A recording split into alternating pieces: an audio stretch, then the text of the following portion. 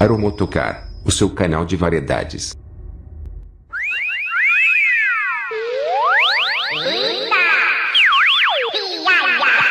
Boa noite, Bruno. Boa noite, Júnior, Cadu. Boa noite, queridos amigos da Itatiaia, a turma da Itati Live. Pois é, Bruno, sobre o jogo, a verdade é que o primeiro tempo foi um jogo bem corrido, foi um jogo muito bom, foi um jogo equilibrado, onde já se esperava que o Grêmio tivesse mais posse de bola e teve, porque mesmo com desfalques importantíssimos que tinha o Grêmio, é um time bem treinado, é um time que tem um padrão. Você vê que o PP começou jogando, e o PP já não é muita novidade para todo mundo, mas é da base do Grêmio. Ele entrou no time e começou a participar, e ontem foi decisivo mais uma vez. É um Luan que vai sendo resgatado pelo Renato Gaúcho. Então o time do Grêmio, mesmo sem o Cebolinha, sem Kahneman, sem caras importantíssimos, é o Matheus Henrique, que é o principal jogador do meio campo hoje do Grêmio, que está com a seleção. O Grêmio se mostrou muito firme, diferentemente do Atlético, que com muita dedicação no primeiro tempo, conseguiu equilibrar as coisas, mas as falhas individuais, elas acontecem em time ruim. A falha individual é de quem não tem tanta qualidade assim. Mas ela pode ocorrer? Pode, mas ela ocorre com mais frequência em quem não tem tanta qualidade assim. O gol que o Wilson tomou, que ele botou a bola pra dentro, né, no primeiro gol do Grêmio, foi uma ducha de água fria pro Atlético. Pouco depois o Luan faz um pênalti no Cortez, e aí 2-0. Quando o time tava tentando, e a torcida ali jogar pra cima, ainda conseguiu diminuir com o de Santos, mas aí o segundo tempo, um show de horrores. O Grêmio atropelou, com justiça o Grêmio fez 4-1. Ainda no jogo, o Casares, que transferiu as irresponsabilidades dele, que eram extra-campo, agora foram para o campo.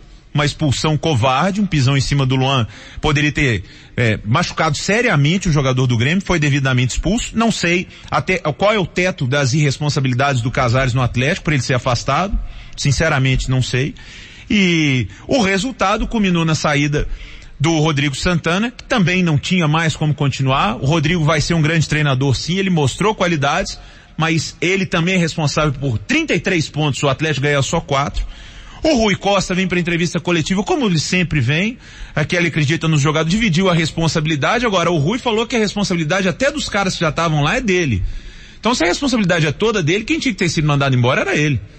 Não era o Rodrigo Santana, porque se a responsabilidade é toda do diretor, agora não é só do Rui Costa. É de toda a diretoria do Atlético, do presidente, dos vices, da direção, da comissão. O 4-1 não é só o jogo contra o Grêmio. E é hoje a contratação do Wagner Mancini, que Júnior e Cadu estão aqui também, não sei se eles pensam como eu, mas foi meio que o cara que tinha. Ninguém vai aceitar um rabo de foguete desse, além do mais para fazer contrato de 3 meses, no moedor de técnicos, né? O Atlético é moedor de treinador. Nos últimos 4 anos, 3 treinadores por ano. É difícil que alguém tope. O Mancini topou. O inferno tem subsolo. Se não melhorar, tem como piorar. Então, se o Atlético não se mexer, a zona de rebaixamento tá aí também. 6:21, essa queda, Cadu Dorné, Júnior Brasil, do Rodrigo Santana, ela já estava muito anunciada. Para muitos, era para ter acontecido pós-eliminação na Copa Sul-Americana. Foi uma surpresa ele ter continuado, e o time não desenvolveu, não ganhou, não conquistou nada. O Santana já não tirava mais do elenco atleticano, e ontem ele saiu, nem foi para despediu nas redes sociais. O Wagner Mancini foi anunciado hoje. Boa noite, Cadu. Boa noite, Bruno, Léo Figueiredo, Júnior Brasil, ouvintes da turma do bate-bola, galera da live. Além da eliminação na Sul-Americana, depois daquele jogo contra o Vasco, também havia uma certa sensação, um clima de que ele poderia sair ali. Acabou ganhando um certo respiro, 3 jogos muito difíceis, né? Palmeiras, Flamengo e Grêmio. Depois desses 3 jogos complicados, acabou saindo. Ô Bruno, não seria a minha opção o Wagner Mancini. Eu não acho que é um nome que passa a mínima confiança para a torcida. Se a gente for pegar um passado mais longínquo do Wagner Mancini, às vezes não está muito bem nos últimos trabalhos, mas tem um passado muito repleto, foi muito vencedor. Então, o critério está sendo esse. A torcida, a diretoria está se apegando a isso. Não é exatamente o caso dele, né? Ele não tem um passado muito vencedor nem lá atrás. De você pegar, nossa, tem um currículo muito grande. Se a gente for pegar o passado mais recente, também não tem nada muito digno de nota. Acho que depõe contra ele o fato de parecer um pouco hesitante sobre qual função vai exercer. Ele deixou de ser técnico para ser mais um dirigente, um cara mais de bastidores recentemente, depois voltou a ser técnico quando ninguém esperava. Acho que essa indefinição quanto ao cargo que ele quer ocupar também não depõe a favor. Agora, como o Léo falou, é difícil achar também muitos nomes, né? Muitas opções. O nome, gente, que unanimidade nunca vai existir, mas que mais se aproximava disso, que teria uma aceitação muito grande na torcida, acho que em boa parte da opinião pública, seria o Cuca. Mas o Cuca tem a questão de saúde, é uma situação mais complexa, parece que não iria aceitar mesmo o trabalho até o final do ano agora. Tirando o Cuca, não tem ninguém que ia ser o cara, né? O cara que ia trazer, ia exalar tranquilidade, né? Todo mundo ia falar, nossa senhora, que grande acerto. Ainda assim, não seria o meu nome, o Wagner Mancini. Eu, por exemplo, sei que quando o nome dele foi ventilado e teve uma boa dose de rejeição, e eu até concordo em termos, mas comparado com o Wagner Mancini, não estou nem dizendo que esse é o nome ideal, mas comparado com o Wagner Mancini, o nome do Odair me agradaria mais. Acho que ele também que não quis pegar o rato foguete, viu, Cadu? Exatamente, mas é porque foi um nome ventilado, muito criticado por, teoricamente, ser mais do mesmo, no sentido de ser um treinador também inexperiente, novato. Eu não acho que foi às mil maravilhas no Inter, mas acho que pelo menos você tem um trabalho ao qual se apegar, né, que é o trabalho recente no Inter, que foi alguma coisa, pode não ter sido brilhante, mas foi bom. Você sabe o que preocupa, Cadu? Grande abraço pra você, Bruno, Léo, amigos, galera da live. O que preocupa nisso tudo foi a fala do diretor de futebol, quando ele diz o seguinte: eu não tenho um perfil definido. Ou seja, quem aparecer, quem estiver na praça é que eu tô pegando. Ou seja, uma diretoria que tem se mostrado muito incompetente, superando a incompetência, sendo cada vez mais incompetente, não tem um planejamento, e assim tem sido. Você contrata não é porque é a melhor opção, é porque tem poucos e talvez um único que aceitou os 3 meses. Ou seja, tá faltando planejamento. Se a gente for olhar, tanto que as contratações que foram feitas, os gringos, o Welles e tal, essa turma não deu em nada, né? Essa é que é a verdade. O Júnior Brasil comentou a partida do Cruzeiro em Chapecó, 1-1 contra a Chapecoense. Ô Bruno, eu tô muito pessimista, porque eu vi a coletiva do Abel e me jogou pra baixo. Porque assim, o baixo astral que o Abel tá é uma coisa assim que chega a comover a gente. Ô gente, pelo amor de Deus, né? O Abel dá uma coletiva num baixo astral, pra baixo de um tanto. Ele tem que ouvir um pouquinho o Luxemburgo, ele tem que acreditar. Parece que ele já jogou a toalha, é essa a sensação que eu tenho.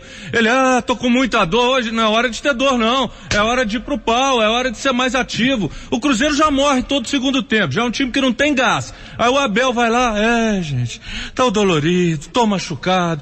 Eu sei que, vem cá, Thiaguinho, eu sei que você só andou no segundo tempo, Thiaguinho, mas você é meu, Thiaguinho. Tem que parar com isso. Tem que colocar intensidade no time, vamos colocar os meninos. Ô gente, não tem ninguém pra falar pro Abel que o Cabral não é articulador, que o Cabral não vai jogar de ponta, Cabral não vai criar. Cabral jogou lá na frente, Cabral não jogou atrás no momento que coloca ele. Coloca então, seja Maurício, Ezequiel, coloca então os meninos da base, sabe? Teve gente hoje falando comigo, Tosca tava falando, mete o Rômulo, mete o Adriano, que são garotos que têm potencial. Tô dizendo não pro jogo em N situações. É hora de colocar intensidade nesse time, é hora de dar oportunidade para os meninos que podem fazer algo diferente. Para mim é o seguinte, saudade de Toby Bendelac, o torcedor tem, mas é verdade. Você tem um cara como o David, 33 jogos, nenhum gol, 3 assistências. Ô, gente, isso é um número ridículo. Pra que serve esse atacante? Ele não consegue acertar o gol, tem chance atrás de chance todo jogo. Marquinhos Gabriel também. Um Thiago Neves que tem 15 minutos e some, e é mantido pelo Abel.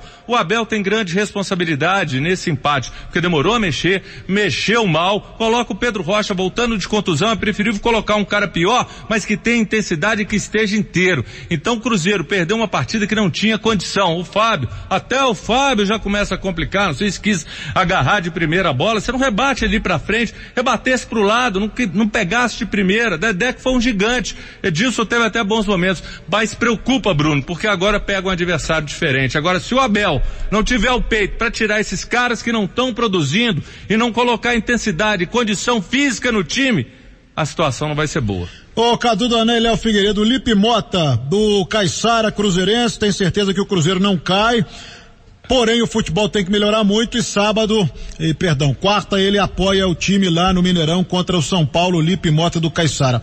Cadu, o Abel Braga, eu tenho dito aqui, você também nas transmissões esportivas da Itatiaia, ele tem que começar a ver o mesmo jogo que a crônica e que a imprensa, porque ele vai para a coletiva sempre com outras percepções totalmente diferentes, algumas até aberrações do que ele viu e a gente não conseguiu detectar, Cadu. Em primeiro lugar, um abraço pro Lipe Mota, obrigado pela mensagem, eu só não tenho essa certeza toda que ele tem eu não acho que a gente apoiar, tudo bem, torcedor tem um direito e é até legal, é até louvável. É o otimismo de que não vai cair. Mas colocar desse jeito, sinceramente, o time grande não cai, ou que não foi nem exatamente o que ele disse, mas que é uma frase comum, isso é uma bobagem, né? Vários times grandes já caíram, enfim. Sobre o Abel, você tem razão. Ontem, o Abel tem transmitido uma certa sensação de estar um pouco aéreo, né? De não estar muito atualizado, muito ligado no jogo. Ontem, por exemplo, ele foi mencionar um jogador do Cruzeiro, foi falar, aquele canhotinho lá, aquele camisa, aquele 10 lá, aquele meio. Lembrou o Joel. Joel Santana com o da Mercedes. Lembrou o Joel, então assim, lembrou o Levira em certos aspectos também, de mostrar que não tá muito conectado assim com o jogo, com a realidade. Na coletiva anterior, do jogo anterior, a gente até entende, Bruno, que muitas vezes o comandante ali, ele não faz a leitura imparcial mesmo, né? Ele joga um pouco pro grupo, ele joga um pouco pra galera em certo sentido. Mas ele tem exagerado, às vezes, falando coisas muito desconexas. Não precisa tanto. Pode defender os jogadores dele, tudo bem, mas não precisa falar um cara que não jogou nada, fez uma partida perfeita, sabe? Não precisa forçar tanta amizade. Como eu usei a expressão aqui pro Atlético, né, que o inferno tem subsolo, meu amigo Lucas Férez me ensinou essa, o Cruzeiro já tá no subsolo, né? E, pelo jeito, não vai sair. Concordo muito com o que disse o Júnior. O Abel chega tão derrotado para a entrevista coletiva que eu tenho até medo do próximo jogo. Que inclusive você questionou, né, Bruno? O Abel falou que só vai pensar no São Paulo na quarta-feira. Ele foi questionado na entrevista coletiva de que o Cruzeiro pegou um time de zona de rebaixamento e agora pega um time que está mais acima na tabela. E ele falou, não, eu vou pensar no São Paulo na quarta-feira. Poxa, quarta-feira é o dia do jogo. Então assim, faz isso comigo, não. Dá para ver que o Abel não tá muito ligado nas coisas do Cruzeiro dá pra ver que o Abel também tá meio que contando com o Fred, o Thiago Neves dos tempos lá do Fluminense. Não adianta, futebol não se faz mais com oba-oba. E num momento em que a confiança, ela é tão ausente no time do Cruzeiro, se o comandante já tá tão derrotado assim, e olhem, não estou colocando, não foi o Abel que colocou o Cruzeiro na zona de rebaixamento, mas teria de ser o Abel a tirar, né? A esperança é de que trocando o treinador, mais uma vez, tirando. Agora, Júnior, se ele tirar o Thiago Neves, se ele tirar os medalhões, ele ia fazer o que o Rogério Ceni estava tentando fazer. Aí a diretoria correu com o Rogério. Mas é outra diretoria, então a gente espera agora que esse trabalho possa ser bancado mesmo, porque na verdade o Thiago tem um potencial gigantesco, mas o Thiago não tem jogado, não tem feito a diferença, Cruzeiro repetindo os erros, Cruzeiro morre no segundo tempo, o Thiago Neves, segundo tempo dele, foi uma coisa assustadora, ele andou, só que a gente já viu isso em outras partidas. Então no momento desse, você tem meninos que você pode coloca Maurício, coloca Ezequiel, jogadores que podem dar uma intensidade física, e o Cruzeiro cai muito fisicamente, Léo. Isso foi com o Mano, foi com o Rogério e tá se repetindo e nada muda. E sabe quem foi ontem, só para pegar o gancho dessa da base que o Júnior tá falando, o melhor jogador do Atlético no jogo contra o Grêmio? O Marquinhos, que ninguém conhecia, que tava aí escondido, você pegou em base, tal. Melhor jogador do Atlético, mais perigoso, que fez o Renato Gaúcho colocar um zagueiro como lateral para marcar o Marquinhos no segundo tempo. Ou seja, muitas vezes a solução tá bem próxima, tanto no Atlético como no Cruzeiro, mas a incapacidade de ver é absurda.